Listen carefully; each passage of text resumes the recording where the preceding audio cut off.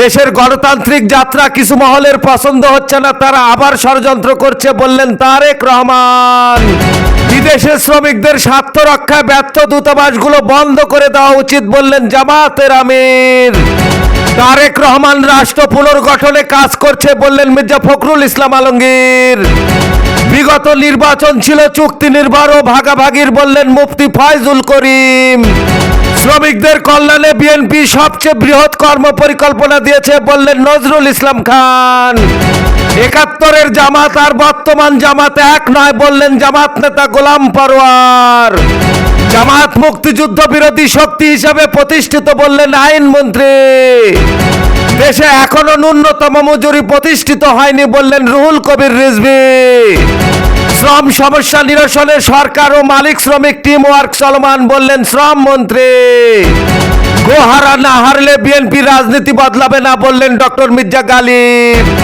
মে দিবসে শ্রমজীবী মানুষের প্রতি ডক্টর ইউনূসের শ্রদ্ধা।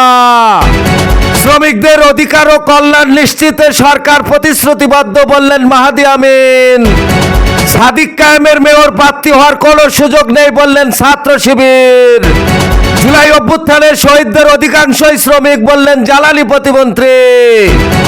আওয়ামী লীগের মতোই ৭১-এর চেতনা বিক্রি করছে বিএনপি বললেন রাশেদ প্রধান। চাঁদপুরে জাটকা ধরায় ২ মাসে ৭ শতাধিক জেলের কারাদণ্ড। মিরপুরে প্রাথমিক শিক্ষা অধিদপ্তরে আগুন তদন্ত কমিটি গঠনের নির্দেশ। যশোরে অর্থ ভাগাভাগি নিয়ে জামাত বিএনপির সংঘর্ষে আহত ২০ জন।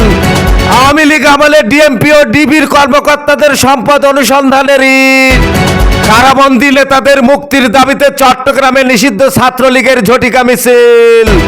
কারাগার থেকে মুক্তি পেলেন অভিনেতা সিদ্দিকুর রহমান। সুনামগঞ্জে জামিন পেয়ে বাদীপক্ষের বাড়িতে হামলা ভাঙচুর যুবদল নেতার। ভারত থেকে এলো আরো ৫,০০০ মেট্রিক টন ডিজেল। শিক্ষা খাতে বরাদ্দ বাড়ছে, বাজেটে নতুন পরিকল্পনা। গাইবান্ধায় ৩ মোটরসাইকেল সহ চোর চক্রের ২ সদস্য গ্রেপ্তার। ভারতীয় পাহাড়ি ঢলে ব্রাহ্মণবাড়িয়ায় সংযোগ সড়ক ভেঙে যান চলাচল বন্ধ। সৌদি আরবে পৌঁছেছেন ৪০,৫৯০ হজযাত্রী, মৃত্যু ৭ জনের। হজ ক্যাম্প থেকে ২২,০০০ রিয়াল চুরি, গ্রেপ্তার ২ জন। নিউ ইয়র্কে শিশু যৌন নির্যাতনের অভিযোগে বাংলাদেশি ইমাম গ্রেপ্তার। পরমাণু ও ক্ষেপণাস্ত্র কর্মসূচি নিয়ে ইরানের সর্বোচ্চ নেতা মোস্তফা খামেনির নতুন বার্তা। উগান্ডায় বাংলাদেশি সহ ২৩১ জন প্রবাসী আটক। মালয়েশিয়া ৪ বাংলাদেশি সহ ২১ জন গ্রেপ্তার। ১১ দেশকে নিয়ে বিশাল সামরিক মহড়ার ঘোষণা ভারতের। ভারতে ১ লাফে ১,০০০ টাকা বাড়ল গ্যাসের দাম। ইসরায়েলি বাহিনীর টিয়ার গ্যাসে অসুস্থ বহু ফিলিস্তিনি।